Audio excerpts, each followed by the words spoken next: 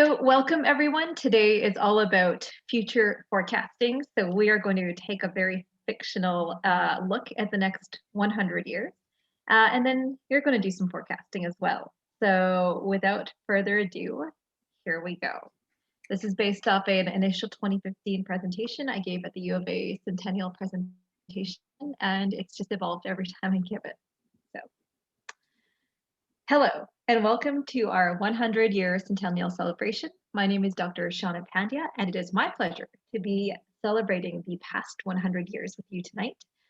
Personally, I feel like it would have made more sense to look ahead for the next 100 years to 2221, but this is what I was asked to do, so we're just going to go with it.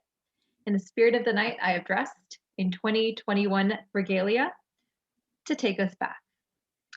Now, in order to understand the past 100 years, I want to give you a sense of what the world was like in 2021. This was a time of enormous promise and peril. It was a time of potential as well as pitfalls. This was a time when we held more power in our entire hands by way of our external brains or smartphones than all of NASA did in their computing power when they sent men to the moon in 1969. The equivalent of 8 tweets represented what their computing capacity was. It was a time when neuroscientists got a little bit adventurous and experimented with mind control by way of using TMS, transcranial magnetic stimulation, as well as EEGs to engage in mind control and have one neuroscientist control the finger movements of a scientist across campus and encourage them to cause them to tap a keyboard from all the way across campus at the University of Washington. It was a time when companies and founders like Elon Musk were experimenting with new types of travel, like the Hyperloop, to accomplish faster than ever ground speed travel. And it was a time of new technologies with additive manufacturing and 3D printing, where you could use 3D printing for food, so you could have your face and eat it too, 3D printing in space, 3D printing for cells. That's not to say that all was well in 2021. It was still a time of a great societal inequity. There were some strides as gay rights and LGBTQ movements had increasing wins across the world, with increasing numbers of countries permitting gay marriage, having countries ban outdated practices like female genital mutilation. But there were still some divides to be overcome. In 2021, women were still not being paid anywhere near of what their male counterparts were making. This was also a time where more humans than ever were considered homeless by way of migration, as well as more humans considered enslaved than at any time in human history. It was a time when racial unrest and inequity was at an all-time high. And in places like the States, racial tensions were reaching an all-time high as members of the Black Lives Matters movement fought to be recognized and treated as equals, recognizing the decades and even centuries of civil and racial unrest and inequity that had brought them to this point. In 2021, there were politicians and leaders who were still debating whether climate change was a thing. And I guess we know how that all turned out. Over in the space sector, it was an uneasy period of restlessness and wanting to progress further. It had been over a half century since humanity had first sent men to the moon and hadn't been back since. There was also the uncomfortable knowledge that some of the best of what we had accomplished in human exploration and in space had been a product of a political showdown there during the time of the Cold War between the Soviets and the US. And it had been all in the name of a political show of superiority. That changed at the beginning of the 21st century as space exploration moved more towards international cooperation And the diaspora of space agencies evolved from the US and the Soviets to what we called the Big Five: the European Space Agency, Canadian Space Agency, Russian Space Agency, Japanese Space Agency, JAXA, and NASA, who all became involved with the first off-world continuously crewed human presence in the form of the International Space Station. By 2021, there were 21-year-olds alive who had never known a world without a continuously crewed off-world presence in the form of ISS. There were 26-year-olds who had never known a world in which we had not known the existence of exoplanets, that is, planets beyond the existence of our solar system. We were becoming increasingly adventurous as a race and getting increasingly spectacular imagery from the outer reaches of our solar system, with images from the Cassini mission, from the Juno mission, sending back incredible science, imagery, and discovery from Saturn, Jupiter, and beyond. The European Space Agency managed to land the first lander on a comet with the Rosetta Philae mission. And by the early 21st century, this was a snapshot of what the human exploration of the solar system alone looked like. And that was just the beginning. Because coming back a little bit closer to Earth, it became apparent that even without sending humans to space, and even without sending robotic missions beyond to the furthest reaches of the solar system, there's incredible value in developing a space program by way of what we achieved in terms of infrastructure development, Earth observation, remote sensing, and geospatial imagery. It became clear that access to space was a form of empowerment. And by 2021, the diaspora of who went to space had evolved from the era of the Cold War to the Big Five to over 76 space agencies emerging, established, and up and coming. In 2021, in the space of 2 months, 3 different nations managed to land uncrewed probes on Mars, that is the UAE, China, and the US. And it was a time when this restlessness was coming to a head as the international community, as well as NASA and its partners, proposed to push the next woman and the first woman and the next man on the moon by 2024 with the advent of the Artemis mission. A little bit closer to home, the commercial space sector was also getting on its way. In addition to the Artemis missions led by NASA and the Canadian Space Agency, companies like Virgin Galactic SpaceX and Blue Origin were proposing to catalyze access to low Earth orbit and send anyone to space. With the successful launch of the Demo 1 crew launch in 2020, successfully proved that companies like SpaceX could safely take humans to space and back. And it wasn't just with space agencies. The announcement of citizen scientist missions like Inspiration 4 and Dear Moon, which proposed to send humans to the moon and back, really excited the humanity about access to space and really made humanity believe again in the value of space. Citizen scientists like myself helped contribute to the advancement of humans in space by testing spacesuits, IVA, intervehicular activity spacesuits, in water and in zero gravity. And even further off, more ambitious projects like Russian billionaire Yuri Milner, with the advent of the Breakthrough Starshot project, proposed to send unmanned light-powered solar sails to our nearest neighbors at Alpha Centauri, speeding them up to the 1/4 of the speed of light and getting to our nearest neighbors 4 light years away in as little as 20 light years. All theoretical at this point, but humanity was well on its way. That was the world in 2021.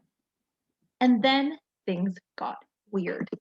By 2022, that long, slow evolution that we had all long suspected but never really knew that was happening finally happened as the tablet and the smartphone evolved into the same device.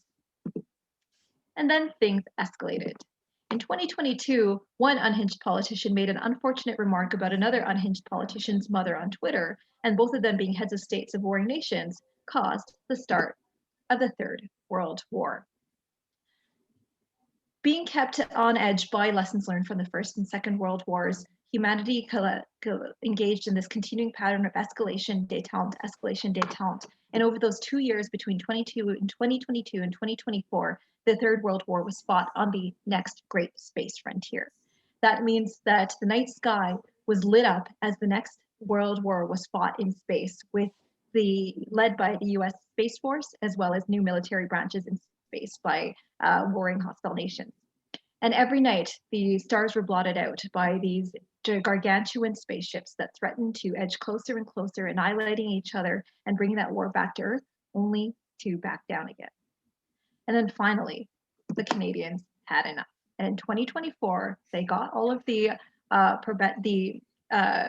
perpetrators together at the table. And the Canadians stood up and said, "We are mildly upset," and made all the aggressors stand face to face, apologize in true Canadian fashion. And that was the beginning and the end of the Third World War. That's not to say there weren't some silver linings. Just as we had learned many lessons from and engaged in new technologies from the Second World War way before it, for example, with rocketry and its benefits for space travel, we managed to take our lessons learned from the Third World War and take these technologies that had launched suborbital vehicles and bring them back to Earth. Suddenly, the Jetsons became reality, and we involved a three-dimensional traffic grid, and flying cars became an everyday way of life. Also in 2025, using these new novel technologies, autonomous vehicles, for the first time in history, outnumbered the number of human-driven cars. And suddenly it was possible to catch a snooze in, catch up with the news, catch up with one's work, and if you own the luxury model, have a workout on your way to work too. These technologies finally catalyzed the launch of the commercial space industry, and suddenly space was accessible to everyone.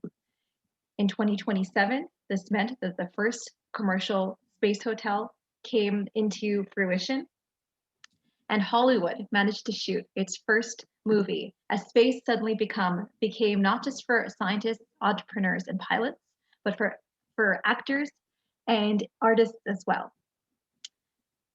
That's not to say that there weren't mishaps. In true Hollywood fashion, one day while shooting a movie outside of a space hotel and a planned EVA or a spacewalk, Matt Damon was shooting outside of his space hotel when his tether snapped. He went rushing away into space, and once again, America spent billions of dollars retrieving Matt Damon. The Artemis missions, which had initially been scheduled to take place in 2024, which had previously been delayed by the Third World War, finally happened. And in 2033, led by the first female, the Artemis Accords saw the first female land boots on the moon. This was the start of the first permanent human off-world operations, and by 2035, the moon became a thriving lunar human settlement which engaged in daily mining, exploration, and scientific operations. There were still some residual tensions from a decade prior, however.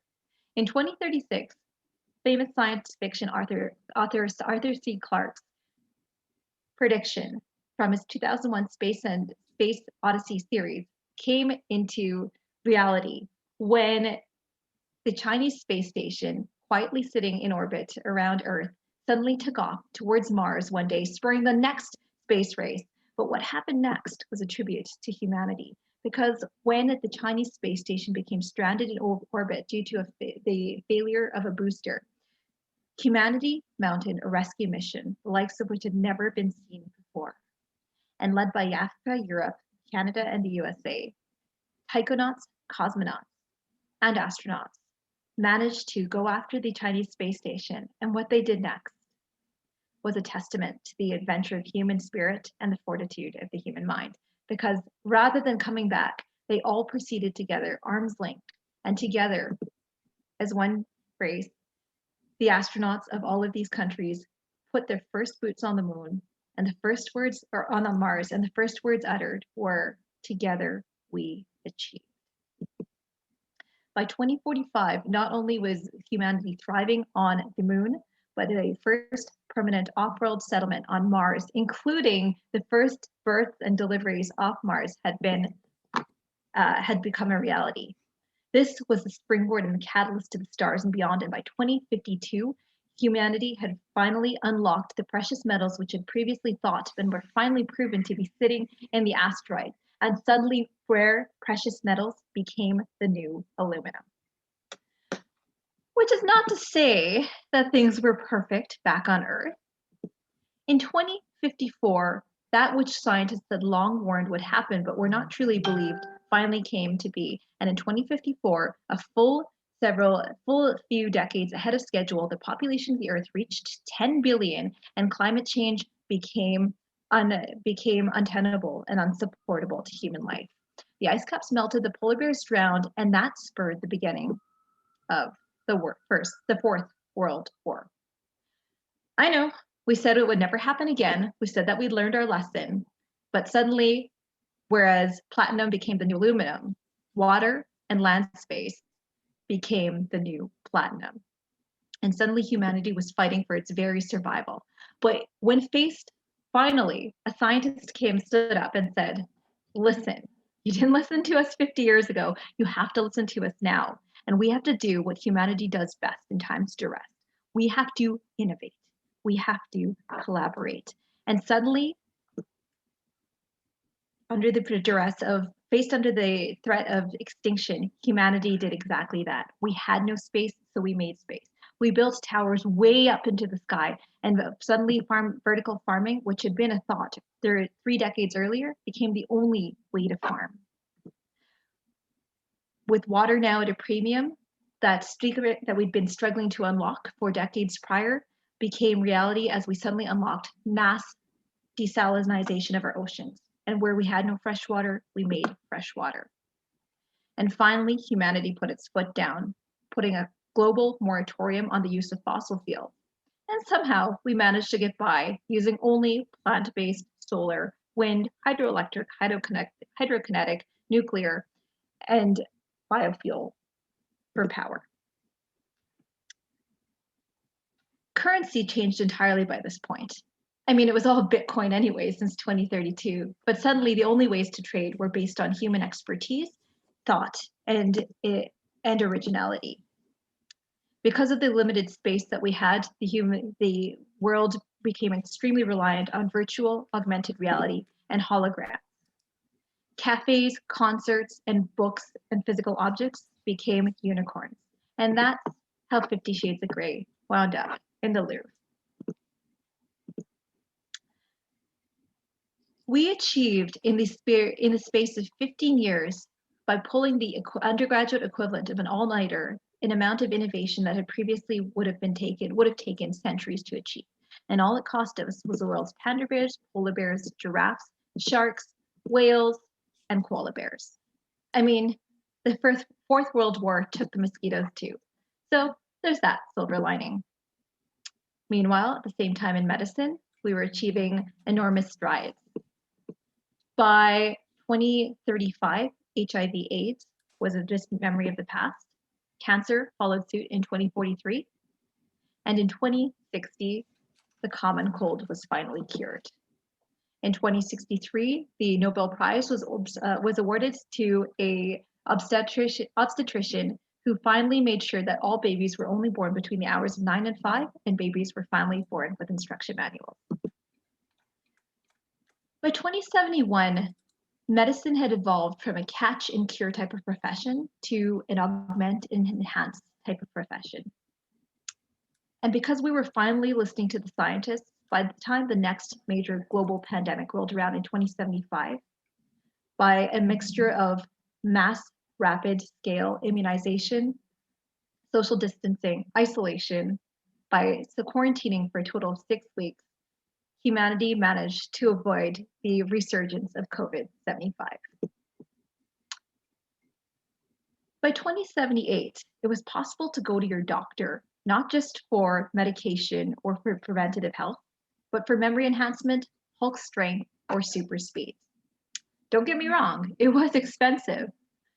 And that created a whole new divide between the traditional meat bag humans and the enhanced robotic augmented intelligence humans, which spurred its own type of divide in 2091 when the robots got together and decided that they wanted to be allowed to marry humans without judgment. And it was like the gay marriage debate all over again. And some of us asking, why is this even happening? But we managed to avoid that catastrophe by legalizing it. And when we were suddenly faced with the next human crisis in the year 2099, when we realized that we forgot to reset the digits of our dates.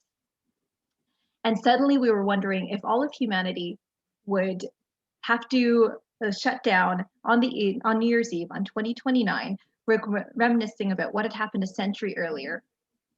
Luckily, it was a false alarm, and we all managed to come into the 22nd century without a problem. By 2108, government was global, the world was virtual, and humans and robots coexisted peacefully. Coming back to space exploration, we finally managed to set out our first call to the stars at light speed, having detected a pattern of intelligent increasing prime numbers coming from our nearest neighbors at Proxima Centauri. It turned out it looked like that there was life on our nearest solar neighbors and that they watched the movie Contact too. We detected that symbol, that sign in 2110. And in 2016, we sent out our own message of peaceful greeting. And if you do the math, we should be getting a signal back this very week.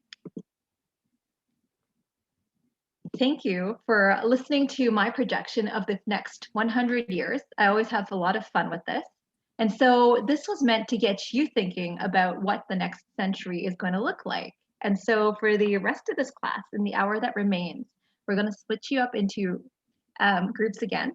And we are going to put you on a much more specific test, because I don't think it's fair to ask you to model all of what's going to happen in technology, world wars, social pandemics, and more. So we're going to give you a task that's going to be a little bit more bite-sized than this over the next hour. So what we're going to do was we're going to split you up into break rooms like we did last time, okay? And this is the exercise. So we're going to pick a technology versus a value judgment, and we are going to get you to model it over time. Okay, so, and then you're going to model it over the next 10, 20, 50, and 100 years. And what will really help you is kind of project exponentially to what you want the world or what you think the world will look like in 100 years, and then work backwards as to how you're going to get there in 50 years, 20 years, and 10 years. So that's a little bit hard to grasp, put your head around. So to give you specifics, we want you to pick your values on your X and Y axis. So we're going to go through an example of the next two slides. You're going to work as a group to fill in your graph, and then you're going to take one scenario and model it further, and then we're going to take 5 to 10 minutes per group to present this. So in this particular scenario, we have our values are democracy versus totalitarianism. And so you can see on that x-axis, we are looking at the spectrum of total democracy to total totalitarianism to the world, to the area in between. Was there a question? And then on the y-axis, the technology that we are looking at is purely autonomous AI versus a Luddite type world. And so then we're naming our scenarios where it's everything from a benevolent dictatorship to a Skynet Terminator type scenario to very participatory democracy to a world that's kind of like North Korea, but to the power of 60. And then you're going to take one of these scenarios. So we're going to get even more specific. And you're going to model how we get there. over the next 100 years. So for example, we take a mixed model. So coming back to our graph, remember we had our values versus our technology. So maybe somewhere a little bit closer to not purely participatory democracy that makes use of some technology. We've modeled what this world looks like, and then we're going to take that particular model and evolve it over the course of a century. So that is an overview. I'm going to turn it over to you to ask for clarification before we break off into groups, and then we will have you break off into groups, and Kim and I will hop between groups as usual. So I think I did the wrong thing. I made you host, but when I did that, the breakout rooms disappeared. So maybe if you make me host, the breakout rooms will come back, because I don't see them. Do you see them? Maybe let me make you myself now full see size them. again. Yeah, let me make myself full size again. See if you have breakout rooms, because I don't have them here. Yeah. Let me just, my computer is just a bit frozen on Zoom, but let me just get back to it. One sec. Go. Yeah, I have the breakout rooms now. Okay, good. Good. Okay, excellent. So we have 10 participants minus myself and Kim. So maybe we'll just do 2 groups of 5. Okay. So I'm just going to randomly sort you. Are there any questions that you want to address as a group before we get to this? They're a brave group. They're a brave group. Perfect. Okay. I will leave these slides up, but maybe I'll let you quickly screenshot if you want the last 3 slides, just so you have them for your reference. Or maybe what I'll do is I will give you access to this slide deck, and then that way you can have access to the slides yourself. So let me div you up into groups first, and then I will post the link in your various break rooms. Okay. All right. So we are going to create 2 breakout rooms. Assign automatically. And then... Perfect. Okay. Away you go, and feel free to ask questions. I'll be hopping back and forth. Kim, feel free to decline your okay. invitation to the room. Yeah. Perfect. So you should all be going. Yeah, wonderful. Okay, I'm going to stop my share.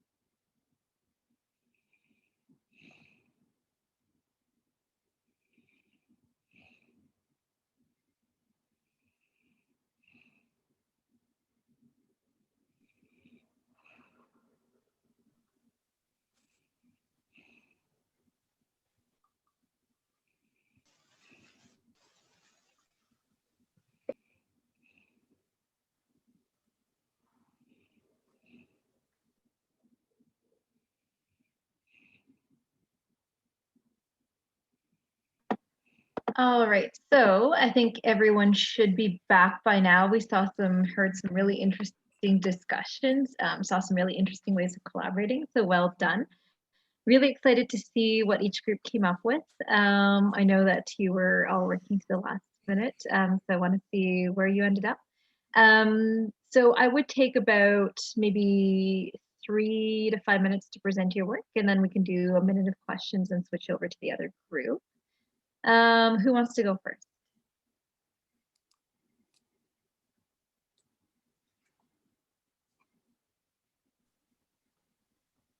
Don't all rush at once. Our group can go first, or maybe I can share my screen. I don't know if I. Perfect. I can make you a co-host.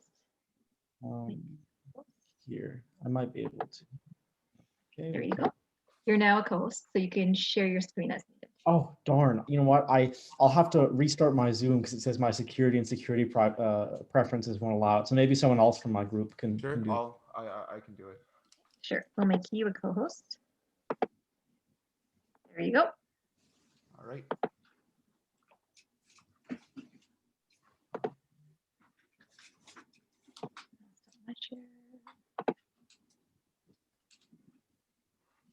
All right, can you guys see? Yes. All right. Screen. Oh, I think that's, yeah, sure. Okay.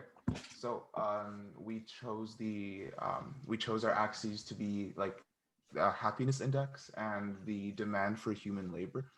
And so here we have no labor, least happy, and then here's only human labor being used and most happy on the X and Y scales. And so we have, we chose to focus on the most happy, no human labor, but here are some of our discussions on where each quadrant or of what each quadrant might look like. Do you want me to talk about this further or move on to the? Yeah, this is really interesting. I'm just kind of reading how the different quadrants, so feel free to talk about this for a minute or so. Sure. I can briefly summarize each, I think.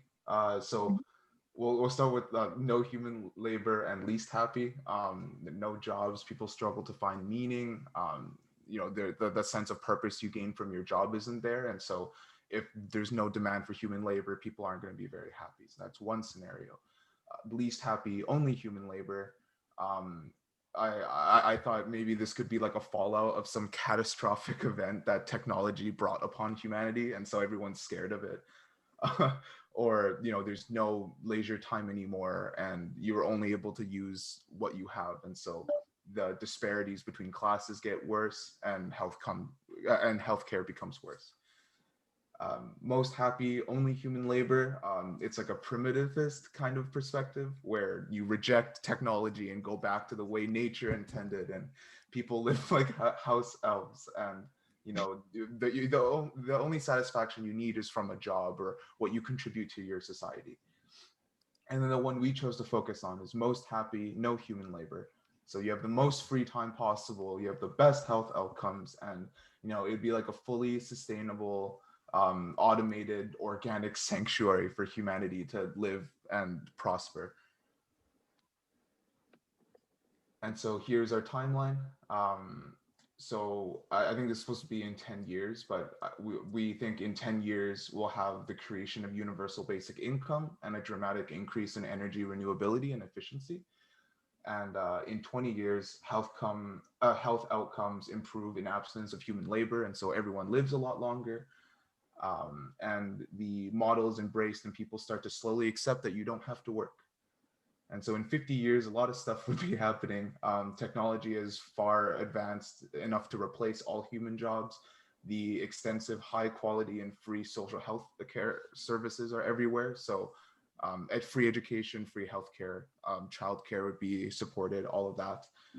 Currency would also be abolished since all transactions are like you basically get things for free and everything would be managed by a central AI, central intelligence. There'll be less environmental degradation as production is more efficient and responsive to demand. Live responses, which is something that we weren't able to do in our current economy. And yeah, suicide rates would be lower. Maybe a spiritual and philosophical golden age closer to the 100 years, where everyone would just, that would kind of be all you would be left to do as a human. You would be exploring all those sides that we don't need to worry about the physicalities anymore. Like we have to work, we have to feed ourselves. We can fully engage in creative aspects and spiritual and philosophical goals. And so, yeah, also in 100 years, really no food issues, like redistribution and resource management is all taken care of. And yeah, AI automation would have successfully replaced all human labor by this point. That is our scenario. Very well done. I think we have time for a quick question. Any questions from the audience? If no one's working, I assume that technology will be made by people who just have an intrinsic interest in it and are not working to get paid. Yeah, so I guess we didn't talk about that as much. If any of my group members want to chime in, they definitely can. I had an idea for it, which is like, let's say in 50 years, we solved the black box problem of how to keep humans happy and like sustain humanity's like doings, I guess. And so this AI would be self-contained and it won't need to expand or improve too much, as long as we can maintain this like organic sanctuary of sorts. And so people would just live and, you know, be, and this AI would just oversee all of that. Like you basically solve the complex issue of humanity. Yeah, like the question, what are people doing? Are they still doing, what we would consider sort of jobs, work, producing technology, producing things, doing creative activities? Yeah, sure, maybe they are, because they find it just rewarding and fulfilling. They're doing it as hobbies. Sure, a machine might be able to do it better, but it's still an interesting competition to hold the Olympics or whatever else. Yeah, it would all be for fun. Perfect. We're going to switch over to the next group. There's so many more questions we could ask, but to keep things on time, who wants to present next? That was very well done, by the way. I can share my screen and I can try to present, but to my group members, if you want to chime in at any point, please do. Okie doke. So we took a bit of a more primitive approach to drawing the axis. Essentially, what we chose to do is for our y-axis to have an extreme situation where we go fully virtual. All our lives are lived virtually as opposed to interacting with the physical world. And the opposite of that is just no technology at all. We're completely in the real world. And on the x-axis, similar to what Dr. Pandya showed in her slide, we have dictatorship on the right, and then complete anarchy on the left. So only rules and no rules. So when we were thinking about each of these extreme situations, it was kind of confusing when we were discussing anarchy. So I'm going to start with the situation of fully virtual dictatorship, which we imagine to be a sort of 1984 Orwell-style dictatorship where our consciousness is uploaded to virtual reality. Therefore, the governing body can, play with things in our consciousness and sort of ingrain rules within us already, if that makes sense. So in a sense, replacing evolution by encoding those rules in us instead of nature doing it over time.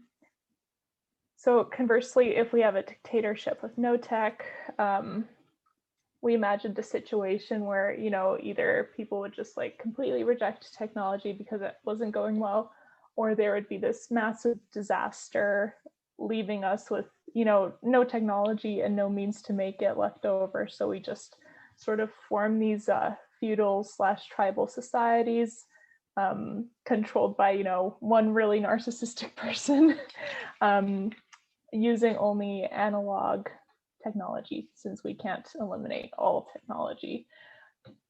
next situation is no tech and anarchy, and we thought that this could come about after some sort of global disaster, like having like organic factions of people or a sort of grassroots democracy or communes. This is a bit like vague. We didn't fully dive into it. And then lastly, we have a fully virtual anarchy, which people brought up things like the dark web. So we might have crime spikes because there's no regulation at all. We might reach a sort of hedonistic high where people are like, you know, the rats pressing the button to get more and more cocaine to get that endorphin rush. And we also brought up how people might start investing more and more into their virtual persona than real life. So everything will be lived virtually without rules. And we didn't talk about the repercussions of this, but I imagine the repercussions of this, since it's lived virtually, might not be as severe than if it was an anarchy situation without tech. But that's just complete speculation. So for our timeline, we took a look at that Orwell style virtual dictatorship. And we thought that 10 years from now, we'd have to be in a situation where AI helpers like Siri and Alexa are so commonplace that they're integrated into every single part of our life. So we start using it more and more often and relying on that technology. And 20 years from now, those sort of forms of personified technology will become like 24/7 companions that we just can't live without. So they're essentially a part of us, and we sort of stop thinking about them as different. And this will probably make us easier to control because we're so dependent on it.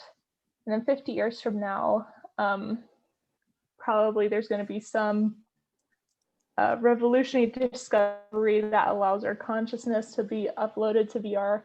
And then because we've been completely analyzed, our consciousnesses have been completely analyzed, then the governing body, which will somehow organically form, have just really good ideas of who we are and be able to sort us into roles and predetermine our role and function in the society and essentially tell us what to do. And then 100 years from now, that translates into a sort of governance that controls our consciousness itself, so makes us with the rules in place so they don't have to enforce those rules. And we might sort of have a hive mind 100 years from now.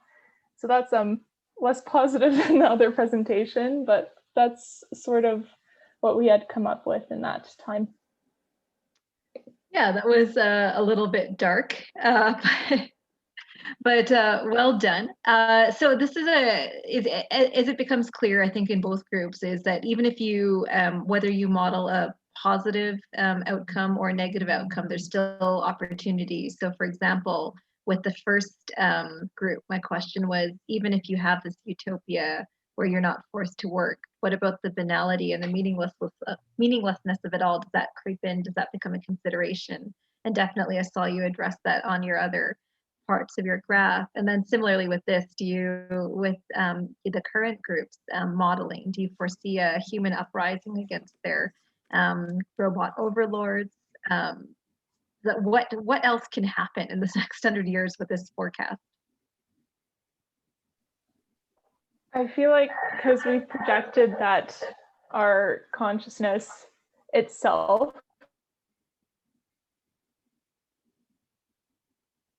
You've frozen a bit, or maybe that's me. No, I think she froze. Wait, could you rephrase your question? Maybe I can answer it. Sure. So with this, what kind of other undercurrents, and it's so hard to model 100 years into the future because you have to consider different occurrences at different time points. Did you consider maybe the what if, what if there's a human uprising against these robot overlords to prevent a hive mind? Right, we didn't think that, but I think the way that we anticipated things would happen when we backtracked was that eventually, when you're at the point where you're on the brink of this hive mind, or even maybe 50 years before that, we thought that if this fully virtual world was a dictatorship, then there are certain things that they can control about consciousness. Because if you can upload consciousness and this dictatorship body can view it and manipulate it, then there could be they could almost program your thoughts in a specific way. So almost how like a physical rule is we can't bend our elbow backwards. That would break it, right? Almost in a way where you can only think with certain paradigms or think in specific kind of boxes, and it'd be literally impossible otherwise. So that was our idea of like getting away from an uprising. Yeah, like an illusion of freedom of sorts. You think you have all of the freedom you have, but it's actually within this frame that the governing body has set for you. You guys are going to give me nightmares tonight. Well done. I know you had a lot of limited time to do this, but you know, with all of the workshops we run for the sessions I've taught, you all have worked together in groups really well. So that's the last session I'm teaching you this semester, but I hope you've gotten a sense of the technologies that are out there, exponential thinking, how the future can change on lots of fronts, and how multifactorial it is, but how you can also distill it based on the inputs, you know, that you're with a little modeling in a very specific form. So thanks for being willing to play along. And if you have any questions, always happy to answer them by email. So thanks a lot. Enjoy the rest of your semester. Thank you. Great. Thanks. Thank you.